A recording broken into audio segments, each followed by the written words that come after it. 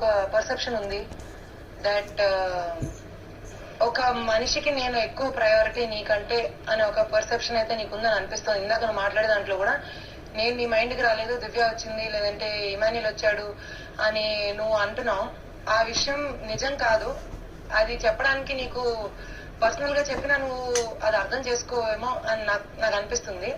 నీకు చాలాసార్లు చెప్పాను కూడా, nobody is a bigger priority ఇక్కడ, nobody is a smaller priority అని. అదొక పాయింట్. దట్ నువ్వు అనుకునేది ఎప్పుడు నిజం కాదు Tanuja.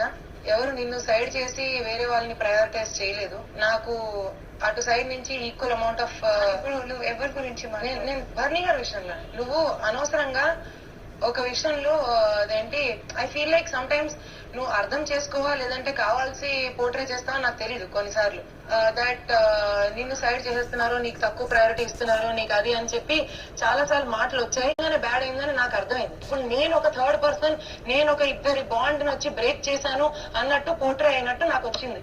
I don't carry that feeling.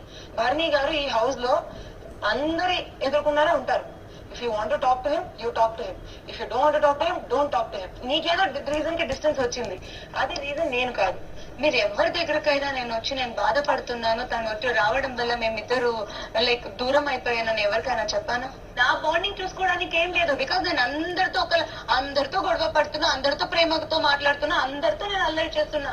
ఎవరో ఒక పర్సన్ తోనే నేను ఉండిపోవట్లేదు దివ్య, నా బాండ్ నేను చూసుకోవడానికి. ఇప్పుడు కూడా నేను ఒకటే చెప్పనా, నువ్వు నన్ను నామినేట్ చేయడానికి రీజన్ నేను ఆయన్ని నామినేట్ చేశాను, నేను ఆయనని నామినేట్ చేశాను. ఇదే నీ పర్సెప్షన్, ఇదే నేను చెప్తాను. మాటలు స్టార్ట్ చేసేటప్పుడు కూడా నువ్వు అదే అన్నావు. నేను ఆయన్ని నువ్వు నామినేట్ చేశావు అని చెప్పి నేను నామినేట్ చేయాలంటే నేను ఇందాకే నామినేట్ చేసేదాన్ని. నేను నా సొంతంగా నేను ఆయన్ని నామినేట్ చేశాను. ఎందుకంటే అక్కడ ఒక స్ట్రాంగ్ రీజన్ ఏంటంటే ఆయన నీ వైపు రాలేదు. సో అదే అక్కడ నీ